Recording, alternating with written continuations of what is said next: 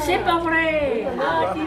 J'ai vu un joli film sur l'intergénérationnel.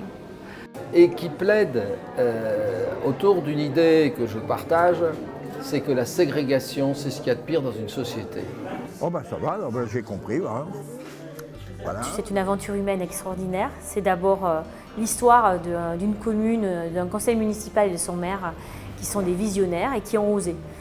C'est mignon, hein. Oh, si c'est petit, c'est joli. C'est finalement l'histoire de la vie, la capacité qu'ont les enfants à redonner l'espoir aux personnes âgées.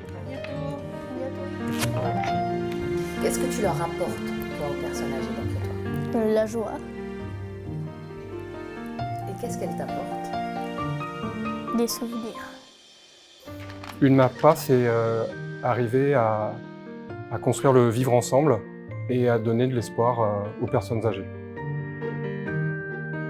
On voit bien qu'on touche à des enjeux de société, finalement, la place que la société accepte de donner aux personnes âgées, à la capacité de tisser des liens entre générations, donc ça dépasse finalement très largement le simple projet de la MARPA. Mélanger une école avec des personnes âgées, c'est osé parce que certains parents ou certaines personnes n'auraient pu ne pas comprendre qu'à un moment donné, on pouvait trouver de l'interaction et de l'articulation entre les jeunes et les moins jeunes. Cet échange va dans les deux sens.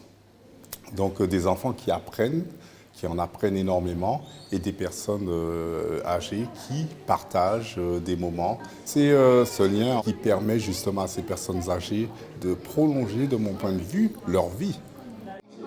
Un métier qui commence par un D. Par un V. Un métier. Ce qui fait la qualité de la vie, c'est de continuer, quand on vieillit, qu'on devient indépendant, d'avoir un réseau de relations, de vivre avec des gens et de lutter contre la solitude. Ce film plaide justement pour l'intergénérationnel, ce qui n'est pas simple à faire vivre, mais c'est une expérience réussie. C'est une belle réalisation, ce projet de vie avec ses enfants, ce partage. On sent qu'il y a beaucoup de joie et de compréhension entre les générations. On améliore la prise en charge des personnes âgées, on participe à l'éducation des enfants, finalement à leur apprendre la tolérance, l'ouverture à l'autre. Donc c'est vraiment un projet gagnant-gagnant. La réussite majeure de ce projet, sur le plan de la politique d'accompagnement des personnes âgées, je trouvais que c'était fort et très réussi en ce qu'il illustre la capacité d'innovation de ce secteur, la capacité à trouver des solutions nouvelles, appuyées sur l'initiative des acteurs territoriaux. Et là, on voyait bien que c'était l'initiative d'un maire en particulier, et puis de la mutualité sociale agricole.